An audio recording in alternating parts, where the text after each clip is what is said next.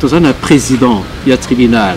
yemoko tata nzambe yende président il y a tribunal Yesu Kristo kuna na isambiselo yazali ko jouer rôle mibale azali en même temps avocat to molobeli c'est que parce que Christ azana motema nanga ceux qui montoye ko lienga c'est que Kristo azali impuissant. Voilà, chers internautes, bonjour, bonsoir à vous tous. Bienvenue dans votre émission Horizon de votre site d'information Info 16. Aujourd'hui, je reçois pour vous le pasteur, encore une fois de plus, le pasteur Eveque-mukuna de l'église adventiste du 7e jour. C'est avec nous qu'on va essayer de parler un peu des jugements. Où les thèmes le biseau et sans biseau. Est-ce que le jugement vraiment existe? Ce qui jugement est à la paille solo. Et ça, je vais vous banani vraiment pour ça le jugement. Na temps nini où il y a temps réel où le jugement où il faut arriver pour le biseau banananzambe soit biseau peuple de Dieu. Alors sans plus tarder, je dirais bonjour à mon invité de la journée, qui est le pasteur Eveque-mukuna. Bonjour pasteur. Bonjour ma sœur, comment ça va? Oui, ça va bien pasteur et vous? Merci, nous allons si bien par la grâce de Dieu. Merci pasteur. Pasteur, jugement, c'est quoi le jugement? Jugement, to et sans piselo, ezali oyo tata nzambe asili kobongisa oyedi nkolo asili kolobela biso apesi biso liloba na ye mpo ete tosala mokano na ye kati na makomi masantu to biblia tozali na mokano ya nzambe ndenge nini esengeli ete tomema bomoi na biso yango wana na suka na manso nzambe akosambisa biso akobianga moko na biso po ete atalela lolenge nini asilaki kokamba bomoi na ye malamu to mabe. Donc exercice wana nzambe akosala mpona kokabola baoyo bakobikisama na baoyo bakobebisama. Exercice wana nde tobengi lisambiselo. Merci pasteur. Ba jugement où ils arrivent vraiment combien? On a vraiment combien de sortes de jugements? Na oitali otelili esambiselo tozana ba phase mibale ya esambiselo. Tozali na obabengi jugement investigatif, mpe tozana obabengi jugement exécutif. Ya liboso ezali bolukiluki. Mpe ya mibale nzambe azali kokata etumbo. Okomona ete eteni ya liboso esi ebanda nango. Na kotalela mukanda ya Daniel chapitre 7 et tolobela Daniel 8 à partir du verset 14. Nzambe le dit était 2300 soirs et matin puis le sanctuaire sera purifié.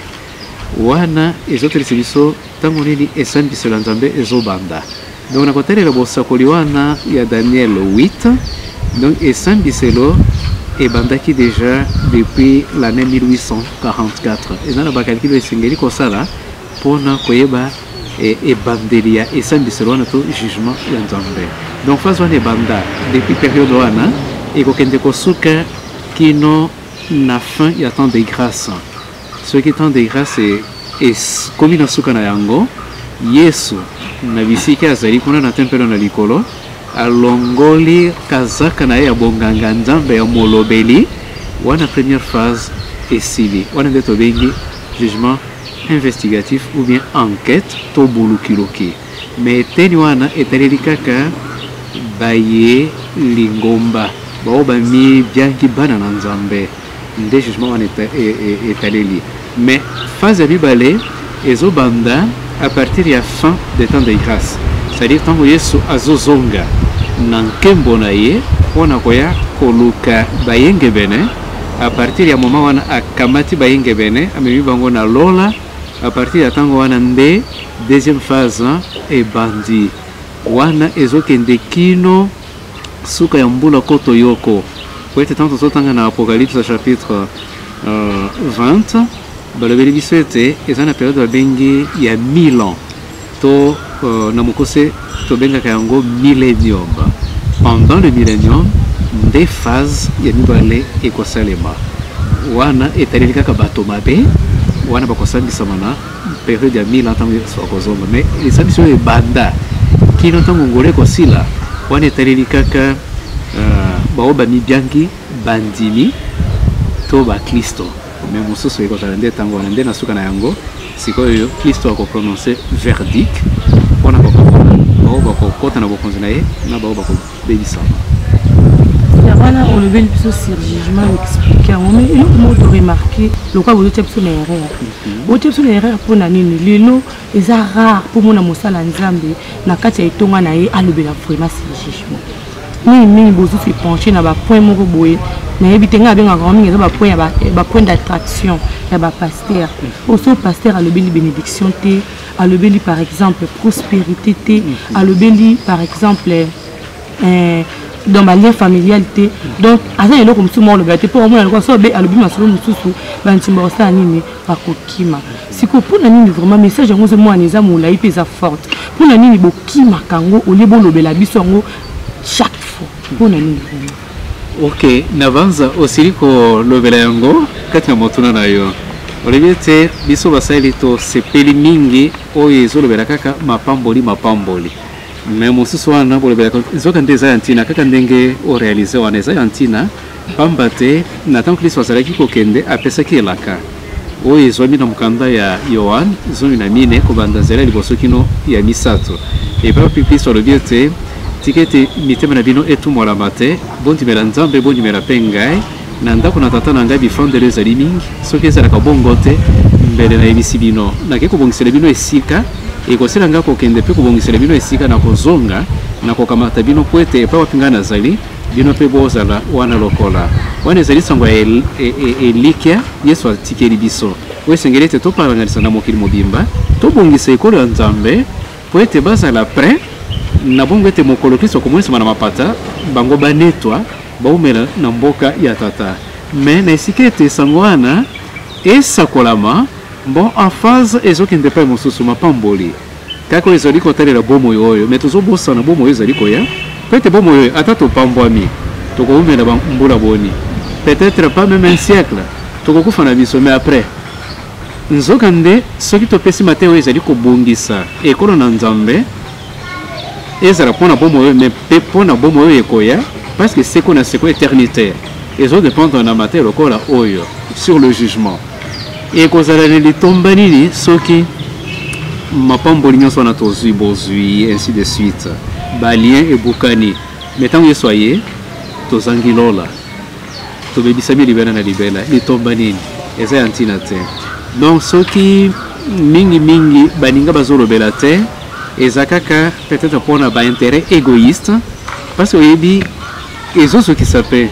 nakati ya maloba ezana monoko ya baebele o babengi dabar ringi ba exhortation ba réconfort wana loba kitoko pe bato bazosepela nango mais ana kaka na loba nzambe wana babengi yango pe massa na monoko ya baebele ringi koloba ezaneti fardeau ezali neti jugement donc ezali neti kokanela bato basepelaka koyoka yango te parce que ezosala passe mais ezosala passe ezokisa mais ezobikisa pe ngana sepeliete ba ndeko basali kasi na iranga nkolo ata kotokolobela mate mosusu prospérité bongo na bongo ba bénédiction mais ata ouais ya jugement pe bénédiction ata ko ezozokisa mais raison mosusu baninga peut-être bazolobela te peut-être que na éviter ce qui est na mituna ou ekotuna ezali peut-être tant tozolobela pe jugement ezolobela mibeko. Parce que je me dis que c'est mi beko ezate mais le comment est mi beko nzambe bon les autres à matin les autres ce matin nini tokoloba biso bate tokoloba ete tobikisani na ngolo mi beko ezana ntina te ekwe esopana nzoka nde na tribunal ya nzambe poete kombona esopana buku ya buku ya kufa esengeli ete ozala moto oyo ozalaki kotosa ozalaki na botosa epai ya nkolo obatelaki malako na ye mibeko na ye po ete na esambiselo wana bakosambisa biso na ntina na mibeko. Vraiment merci pasteur. Awa oliboso tangaki olobelaki sur deux jugements mais sikoyo deux jugements na mono kaboli otie bana nzambe otie na bapaya pourquoi moi partage wana jugement ngo pe oyo tozolobela lelo jugement ekozala mokolo nini ma tokomona ke temps où on est jugement. Est-ce que ça va faire un vivant boyer ou soit c'est que ça la soit tokufa déjà na bakufa basangisi bitu yebite ko sala malolengi kan jugement yango. OK, jugement ezalité ndenge tozomona ngo lelo to bibi boye toke liboso ya bazuzi babandi kosambisa biso nazosamba tenawe taleli makomi masantu wana ezali biso koloba ezali biso kosala ezali biso koumela nyonso wana ezokomama na kati ya babuku sikoyo babuku wana ezwami kuna na lola. Non, donc la édition était jugement est bandit depuis 1844 na kotali la Daniel chapitre 8.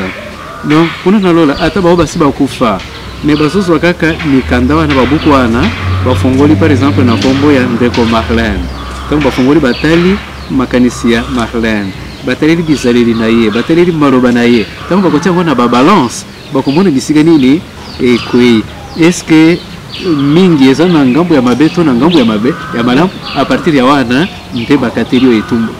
ozala na bomo to ozala kufa menyoso ekomama na babuku voilà tala ndenge nini bisambisi ezosalem esi ebandi mpona bamosusu mpona bato baoyo bandimela esi ebandi kino mokolo yesu akozonga mais mpona bato mabe parce que nyonso eza mpe na baregistre ntango yesu akoya kokamata biso tokei na lola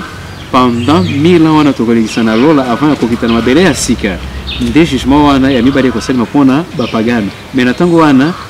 bakomisalela bakufa déjà mais tokosambisa mais ntango lisekwa ya mibali ekosalema ntango bakosekwa nde kristo asali proclamation bandi kotatela bango etumbu na kotalelisa biso esalemaki ntango bango balalaki na putulu ya mabele to na pungi ya liwa mais na kotalela makomi na babuku wana nde bazokatela bango etumbu.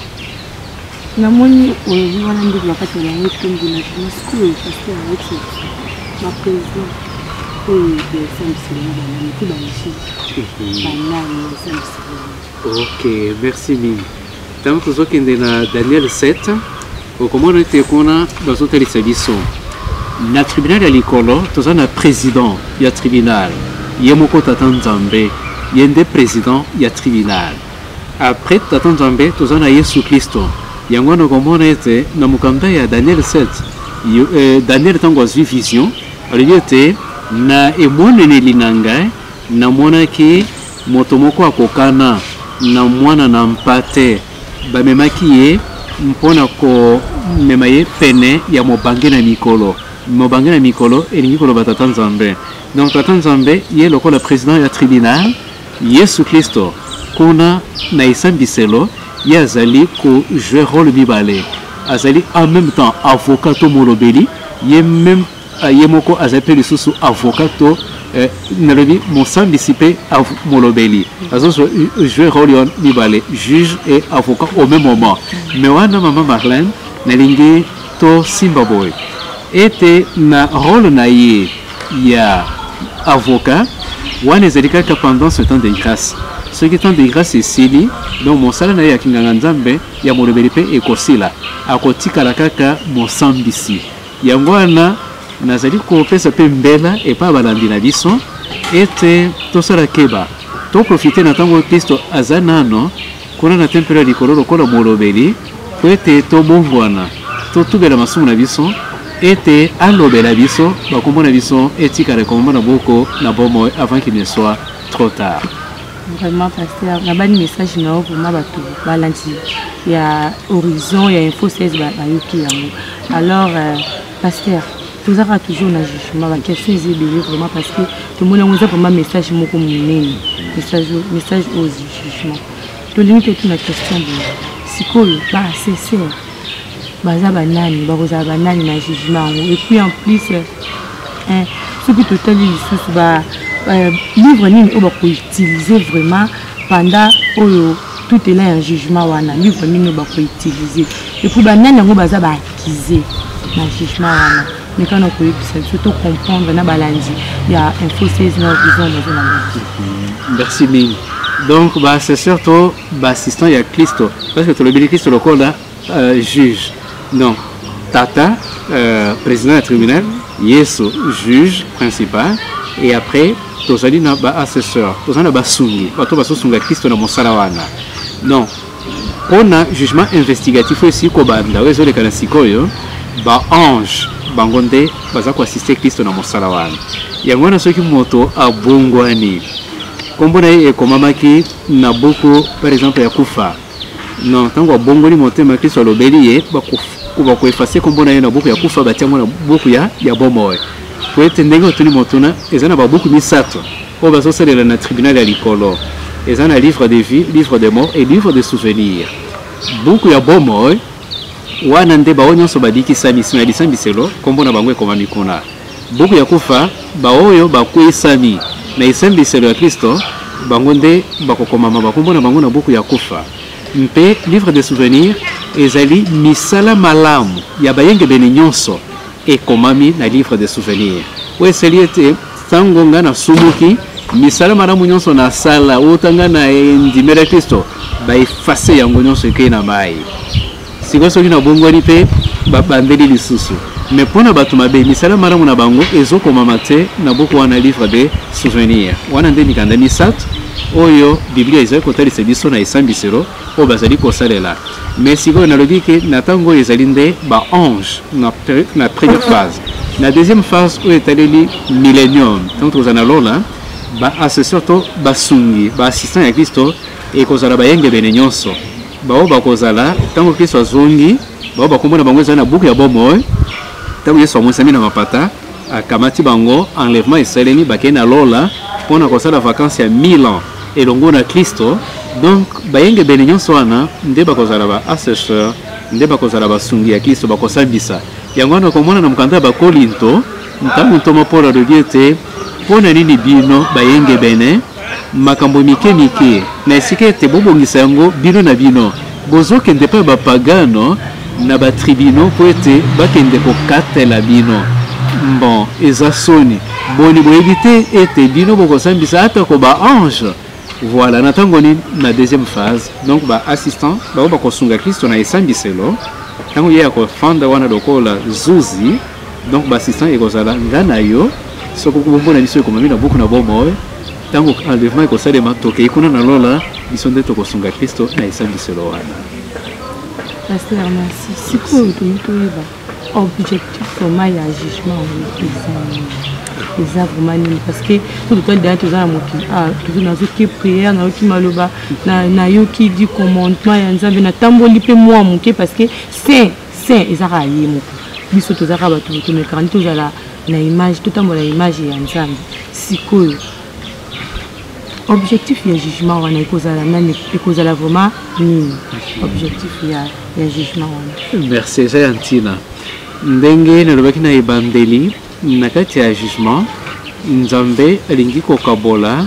bayengebene na bato mabe po ete na moya lelo ndenge oti koloba biso toza bakristo tozomeka kosepelisa Nzambe bongo na bongo siko ntina ya jugement ezali nini mosusu eza kaka libanda nakoki kozala na libanda boye nazosala misala malamu po ete bato basepela na ngai alors ke na se na motema na ngai mbindo ezali mais ndenge toza boye tokoyeba te ke pasteur mbiye aza moto ya mbindo aza moto ya misala mabe mais libanda na ngai ezotesa kaka boboto nzoka naza na ngai mbindo peut-être ndoki ozomona mais sikoyo lisambisi po ete Nzambe azomona ata ezosalema na nkuku ye sikoyo nde lisambisi ezopermettre mpona kotalisa na miso ya bato nyonso boyengebene banani mpenza batambolaki alima semba banani mpenza bazalaki kokosa kotambola semba mais ezalaki bongo te tala ntina ya lisambisi kokabola bato malamu na bato mabe ezala bao nyonso bazokende ndako Nzambe bazopesa eteni ya zomi mais nzoka bazoyela bango bayengebene te mais jugement nde ezosunga biso koyeba banani mpenza bato ya bosolo banani mpenza bato lokuta mpe ezali façon Nzambe akofuta moko na biso donc tala objectif ya kofuta moto moko na ndenge asalaki kokamba bomoi na ye mpe kotelesa na miso ya mokili banani mpenza baza ya Nzambe na bosolo banani baza ya Nzambe te tala ntina ya esambiselo ya Nzambe vraiment ya esambiselo ya Nzambe sikoyo pasteur jugement esuka ngo ekozala vraiment lolenge nini puis dire na yango ekozala vraiment lolenge nini jugement ya suka ekosalema boye d'abord ntango tata Nzambe azoya ntango Kristo azoya akamati bayengebene bakei lola bato mabe babibisami batikali na kutulu balali na pongi ya liwa baoyo bakena lora basali 1000 ans après 1000 ans Jérusalem esika ekokita elongo na Kristo na bayenge bene nyonso ndena tango wana liseko ya mibale esalemi bato mabe ya batango nyonso tatango Adam kino mokoleso komonisa bana bapata bango nyonso bakosekwa ekosekwa bango nde sikoyo Yerusalem ya sika ekiti awa na se bato mabe nyonso wana bauti kosekwa bakoya ebele lokola zelo ya mai ndenge tokomona yango na mukanda ya Apocalypse chapitre 21 batelisi bapesi badetail wana bon sikoyo Kristo akosala nini Kristo ako omoni asi akaboli déjà bayenge bene bazana engumba monsanto Yerusalem ya sikoyo la nouvelle Jérusalem bato mabe bango wana bauti kosekwa ebele sikoyo Kristo bato wana bakoya Satana akoyebisa bango nazali koyebisa bino nini nzambe moto mabe botala bino wana botikalaki na putulu kaka ya kokufa me botala bao bazana mboka ya sika wana bauti kosala 1000 ans na lola bakiti sikoyo me bino nyonso botikali kaka na putulu yeso boyaki kosekisa bino sikoyo akobuka lisusu lokota koloba ngai nasali manso po ete nasekisa bino sikoyo boya tokende kozimbisa kabumboka wana kamwa Yerusalemu wana ya sika tango ekobebisama tokobebisa yango nde bino bokokoma lisusu bato na bonsomi bokoumela wana mokili seko na seko akokoma kaka na lokota mpe bato wana bauti kosekwa bakondimela ye mpe losusu tango bandimeli bazoya siko po ete babundisa Yerusalemu ya sika mpona azoloba ekomami na Apocalypse chapitre 21 tango bakoya po babundisa Jérusalem ya sika nde siko tata nzambe akokitisa moto uta likolo moto wana ekokita likolo ya etuluku ya bato nyonso wana mabe nde bakobanda kozika moto na kotalela degré ya masumu na ye bazonyokoma na kati na moto wana bazozika bazotikala kaka putulu nde nsima na yango tata nzambe abaloli mabele ekomi ya sika ndenge ezalaki na jardin d'Eden nde bayenge bene batikali koumela wana seko na seko tala ndenge ni jugement ya suka ekosalema. En tout cas, merci pasteur. Pasteur, Nanyo Sowana, yo en tant que pasteur, on va te l'emporter. Message clé nini, ouais, oh yo zana ngopona sujet tozolo bela lelo, ozali ya jugement. Message nous zana ngopona peuple de Dieu, peuple congolais, na ya awa na ya libanda o bazolanda biso. OK. Merci mingi ndeko. Na kote ndo etaleli esandi selo. Maloba ya lilendiso na koko pesa na balandi na biso nyonso ezala bao bazana biso awa na mboka ezala bao bazana libanda ezali ete esengeli to senjela po ete tango ezali mabe pe to hachete tango to telela kaka mapamboli ba benediction na makambo mosusu te tozana mposa yango mais esengeli toluka nano bokonzi ya likolo toluka bokonzi ya likolo mpe soki tozwi bokonzi ya likolo nyonso ekopesamela biso parce que soki nandimeli Kristo Yesu lokola nkolo mpe mobikisi na ngai aumeli kati na motema na ngai epuis nazali kosala manso po ete kombo na ngai etikala ekomama na buku na bomoi po ete lisambisi ekozala na ntango nandimeli Kristo ayebi mpe bamposa na ngai nyonso ezala balien dayebo ntango nandimeli deja Kristo nani akoya kolienga lisusu seke parce que Kristo aza na motema na ngai soki moto aye kolienga seke Kristo aza impuissant mais le fait déjà que nandimeli Kristo même botutu nyonso ekokende donc makambo nyonso basinga wana ekokatama nango epuis Kristo ayebi bosenga na nga ntango nazali kotalisa ye yango akosunga na bosenga wana mais déjà kombo na ngai ekomama na buku na bomoi nakobikisama na ngai nakobika na ngai yango wana bandeko balingami tozali kosenga bino ete ata kotokolia ata kotokosala nini tosala nyonso mpo na lokumu na Nzambe oyo ezali kosepelisa Nzambe te totika yango pamba te tata Nzambe akomema misala nyonso na esambiselo yango wana mosakoli to Ecclésiaste na chapitre na ye 12 pe verset ya suka azoloba ete na nyonso tozali kosala toyeba ete lisambiselo ya Nzambe ezali tobanga Nzambe po ete ye akomema misala nyonso na esambiselo na maloba na biso na misala na biso na makanisi na biso tosala keba po ete esambiselo ya Nzambe ezali esengeli ete nyonso elandana na liloba na Nzambe na bongo nkolo kokoba kopambola biso mpe na suka tango Kristo ekozonga akokamata biso tokokota na bokonzi na ye mpona komemela seko na seko wana nde elendisi na balandila biso nyonso bipai bazona. Vraiment merci pasteur. Maintenant pasteur eza likambo moko oyo ezotungisa vraiment biso kaka nga moko te na bandeko ba FC nga botuna nanu basala nzambe. Mais finalement qu'est-ce qui se passe? Le lot comme mona mutu na mutu comme koya na inspiration na ye na doctrine na ye selon ndinga à recevoir message na ndinga ya mbeli nzambe disons. Omona o tamso aye alobi na église na ye.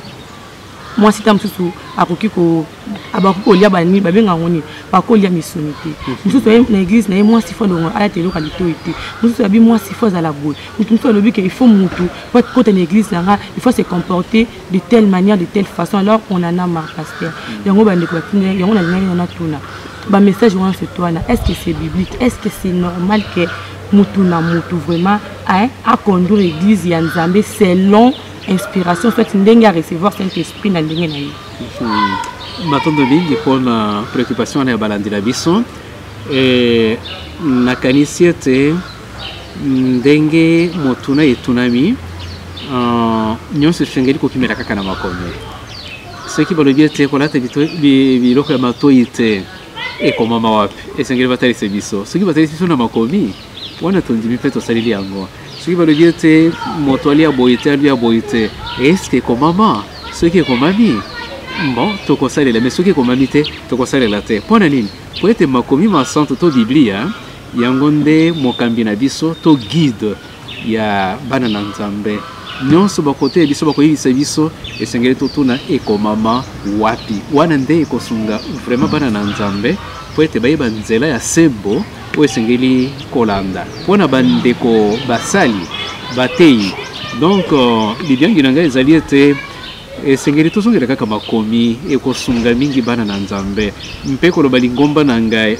na banza ete eza na lingomba ya mobateli bampate songo lotopaka la lingomba eza ya Kristo tozalaka basali kati na lingomba ya Kristo yango na koko loba te ke na lingomba na ngai fu boye bote na lingomba ya Kristo na etonga ya Kristo voilà nkolo alingi boye boye peta mona koloba yango na PCP la référence biblique à l'appui wana na kanisi ko zala mala e ko sunga biso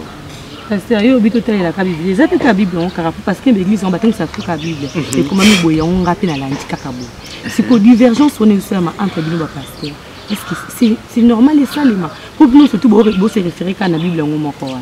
wana na ko sepela opesa par exemple typique oyo ezo benta divergence tantôt balobi boye tantôt balobi mais na Biblia ce que opesa ta ndakisa moko ce que kozala wana na kanisi nakoki kopesa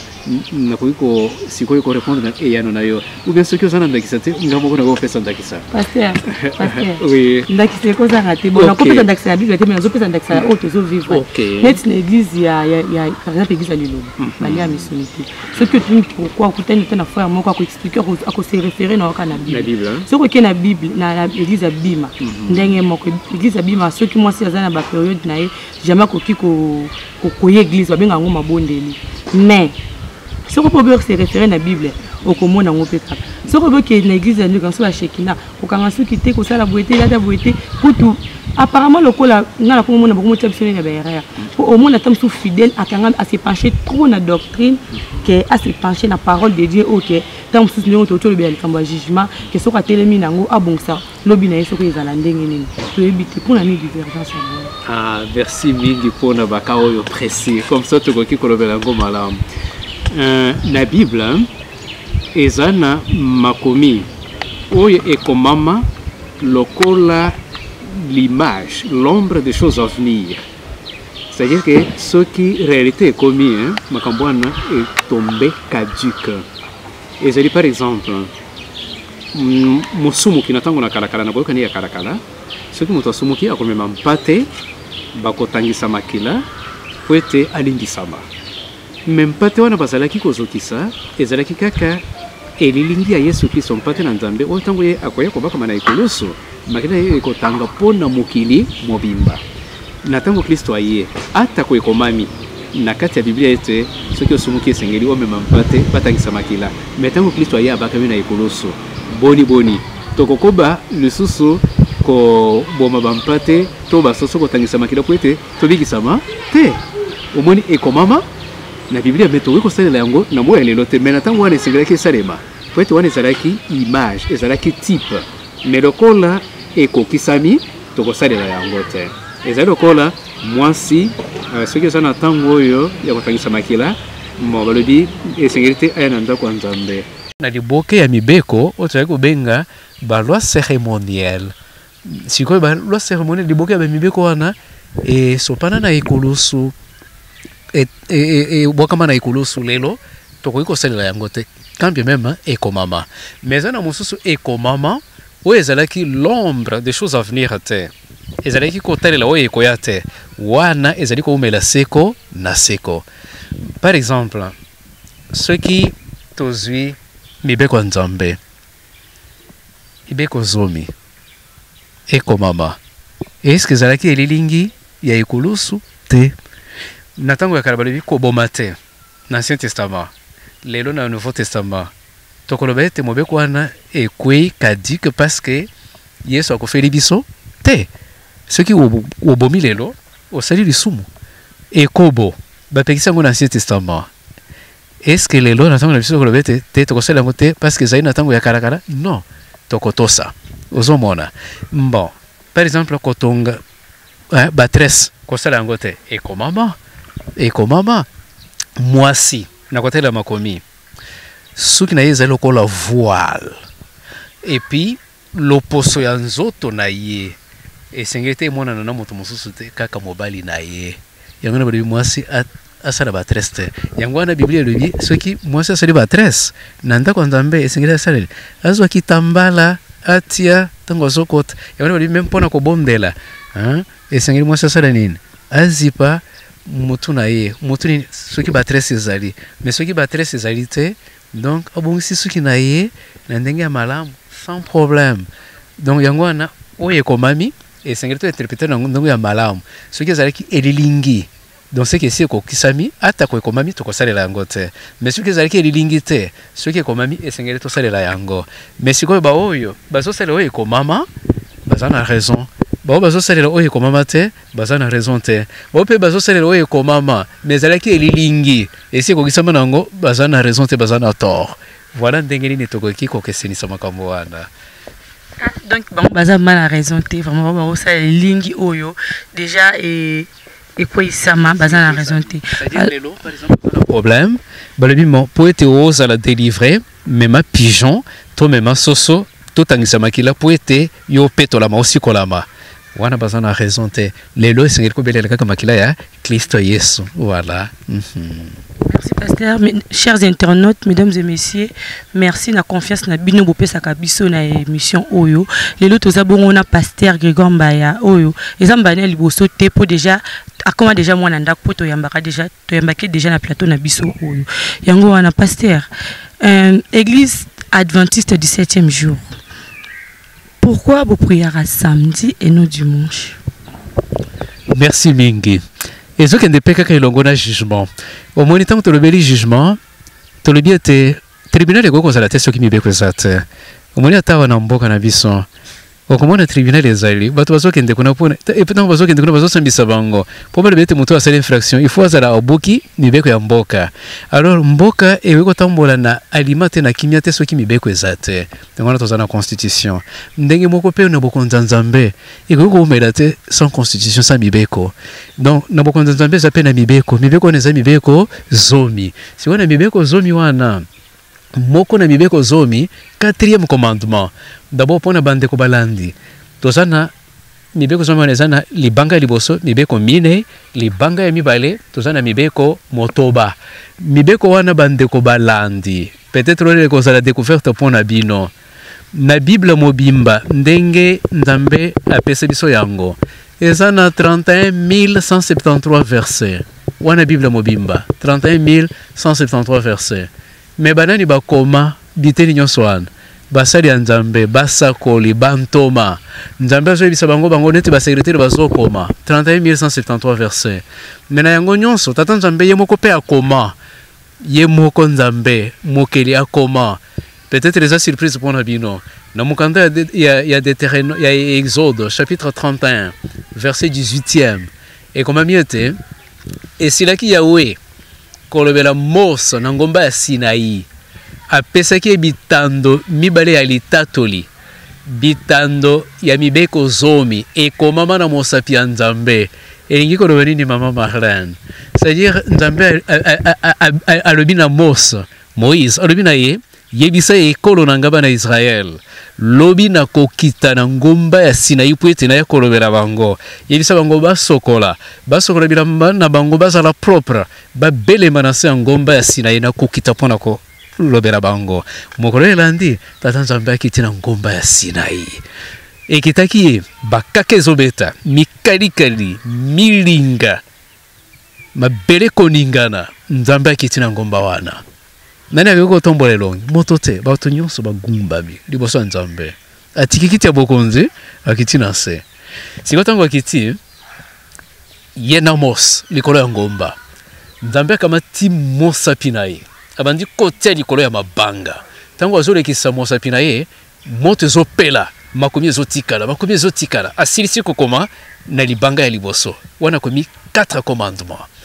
akei na libanga ya mibale abandi kokoma akomiti na suka wana komi 6 commandements 10 commandements libanga ya liboso 4 commandements libanga ya mibale 6 commandements ndesima kokoma akamati yango apesi yango Moïse na maboko mosa azalaki mosala Nzambe monene na basali mosusu Nzambe azoloba na bango na bimoneneli na bandoto me na moso bazopesa na biloko maboko na maboko Nzambe asimbi yango na maboko na ye apesi Moïse asimbi yango na ngomba ya Sinaï yango soki komi na Egypte avant okatisa okoma na Israël okomona ngomba wana ezakino wana kino lelo tata Nzambe asili kokita na ngomba wana na mosapi na ye akomi mibeko zomi siko 4e commandement Nzambe alobi souviens-toi du jour du repos pour le sanctifier po ete Yahweh tata Nzambe na yo akelaki na mikolo motoba asilisi mosala nyonso na mokolo ya sambo 7e jour de la semaine Dieu l'a béni et l'a sanctifié Nzambe apamboli mokolo wana abulisi yango wana 4e commandement elobeli 7e jour de la semaine. Donc 7e jour de la semaine mokolo nini Bible elobi ete 7e jour de la semaine ezali samedi et 7e jour de la semaine dans ndeza samedi eza dimanche te na côté de Bible betela biso na bien pasteur tout qui est malem dimanche est le premier jour de la semaine. Na côté de la Bible, au moment où tu lis guide na biso. Verset balandi baotala. Donc il y a mukanda ya Luc chapitre 23. Bobandi kotanga à partir du verset 54e.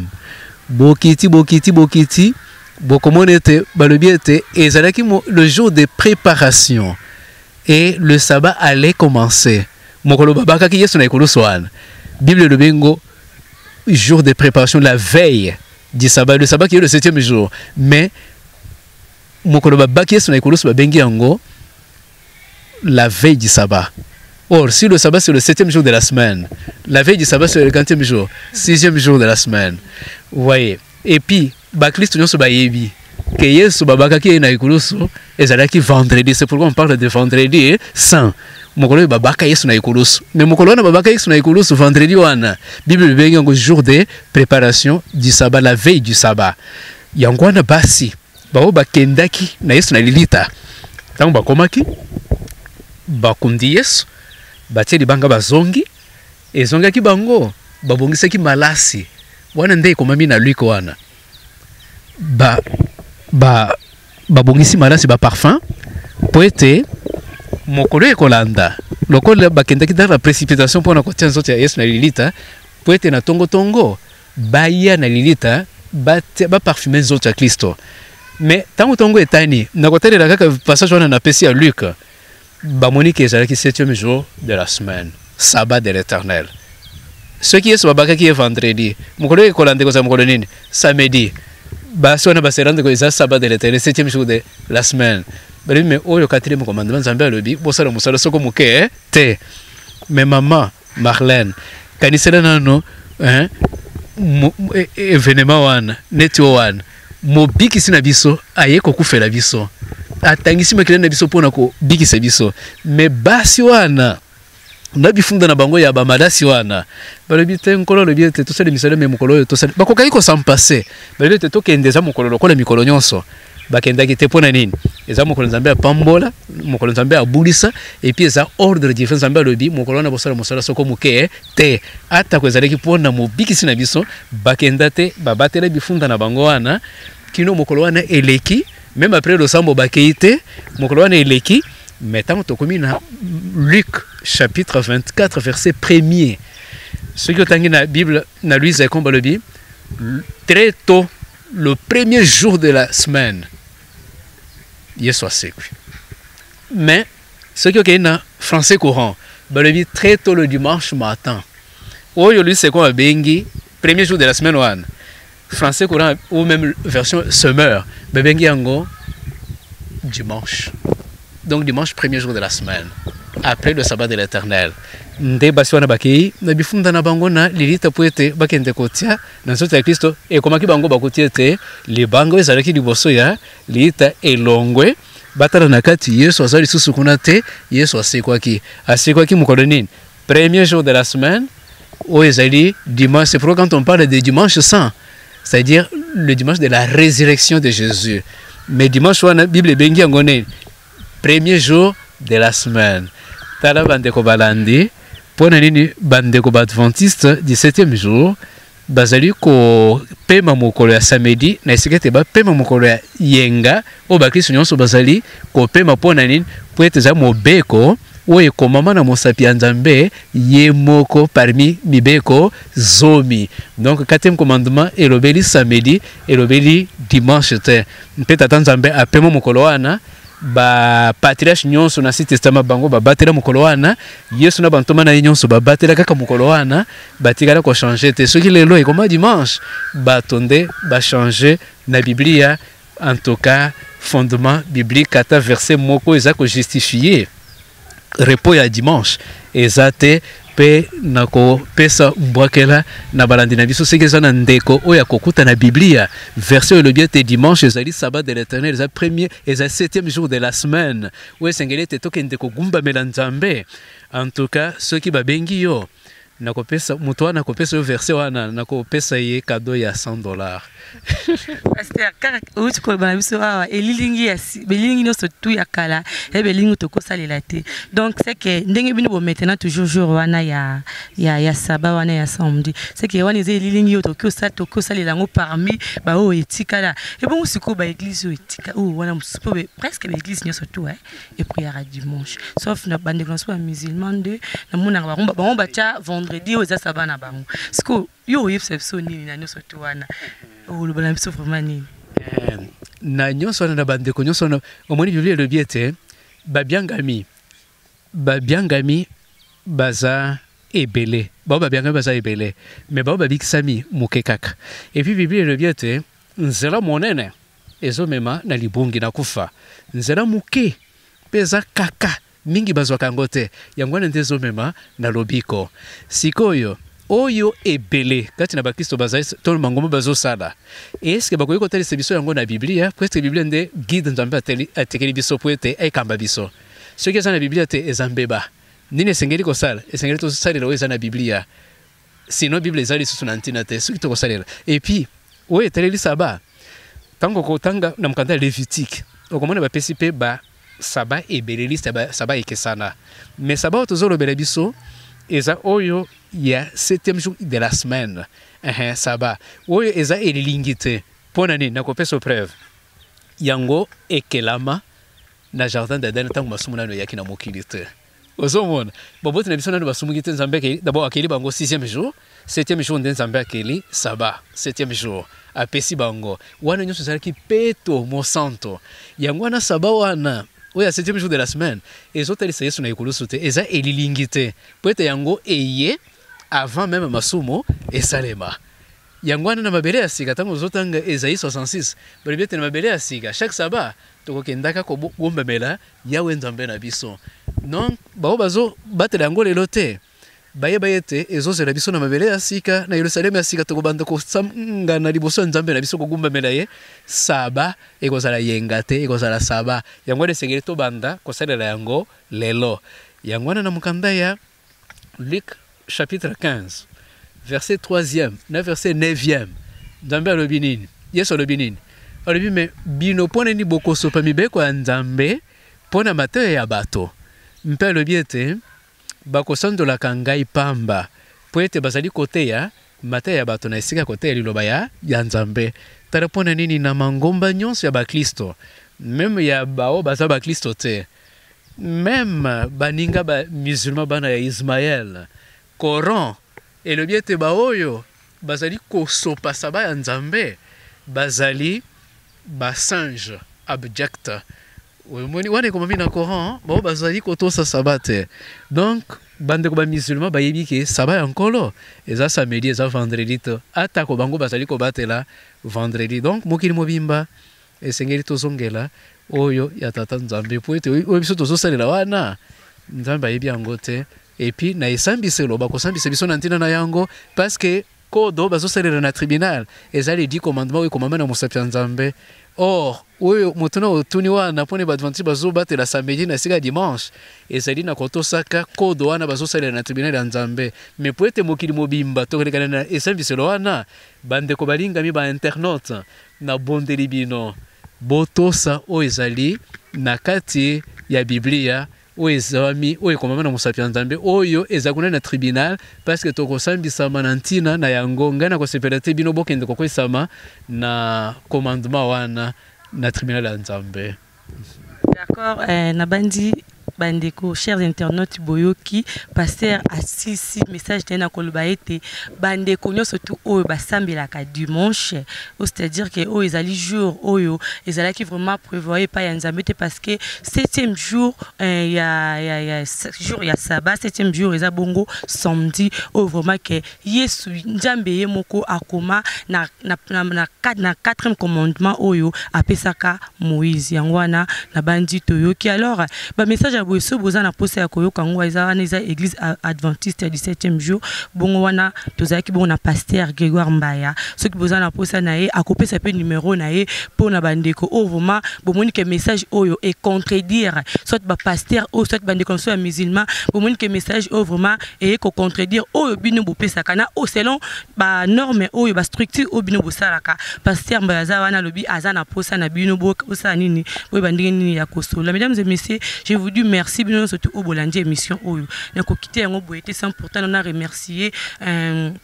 invité nanga ya journée o eza bongo pasteur Gambaya na ndenga ya mbibiso na église adventiste du 7e jour mobimba na pesi merci pasteur soki okokupe sa numéro pour te comme déjà na soka émission. Merci maman Marlène. Numéro nanga ezali plus 243 85 15 74 deux fois 5 à la fin donc 080 plus 243 85 15 74 encore et puis 5 à la fin. Ça c'est mon numéro de téléphone. Merci. Et puis en plus vous êtes sur na posa ya koyoka mate ya église oyo bo baza pe na site na bango batiaka ba mate na bango batiaka ba message monu boyoki ndenge pasteur Grégoire vraiment alobi na ndenge ate en tout cas on a juste compris que eza ba mate mususu oyo ba mususu oyo na ba pasteur na biso ba bombela rabiso alors to meki ko décortiquer ngom ke na pasteur na bandi vraiment nous mo bo comprendre yango wana bo bengi numéro oyo kozala affiché wana to yebndeni to kotindela mino ba message wana ba mate wana. Mesdames et messieurs, nous sommes arrivés pratiquement à la fin de cette émission. Mais na koki ko kité boité sans pourtant na pe sabat bino nyo surtout ba fidèle ya émission oyo eza horizon mbote na pe simbote bongo na ba chef nanga inyo surtout na pe simbote na chef 16 ingénieur garçon sérieux en tout cas merci beaucoup na pe simbote na caméraman nanga na remercier na ndenge accompagner nga toute l'émission oyo Aaron en tout cas merci beaucoup équipe technique mobimba merci beaucoup na pesi susumbote makasi na bongo ya na ya Willision en tout cas bambote na yo ebele sikozali na pesi susumbote nanga epa ya Zoé Kiambi Nzambe ya Strasbourg en tout cas Zoé Kiambi bambote na yo ebele na pesi mbote na ya Richard Badeka frère en tout cas merci beaucoup na ndenge bolandaka vraiment besenga Marlène en tout cas émission wana il faut aussi la kango kakapo ozo lobela maloba moko ya bien ozo peut-être toujours ba message ya mboka biso pe sa message nyo surtout et koza côté spirituel côté makambo etali mboka côté musical nyo surtout to ko linga bino bandeko na sur internet bozala au courant ya nyo surtout et puis na nyo surtout obobengaka pour na tolobela yango to continuer toujours ko lobela on a petit sumbo tenanga pa ya Claude Lukeba kweno l'homme de jugement par défaut depuis Switzerland en tout cas Claude Lukeba kweno bambote na ebele na pesi mbote na bandeko na ngai nyonso tout ba parents na ngai en tout cas maman Brigitte Kaninda merci beaucoup en tout cas pour nanga suki awa to mona na mikolo koya to koyamba sous pasteur parce que église adventiste 17e jour ezana ebele ya koloba ezana ba message ebele o maya ko pesa peuple dédié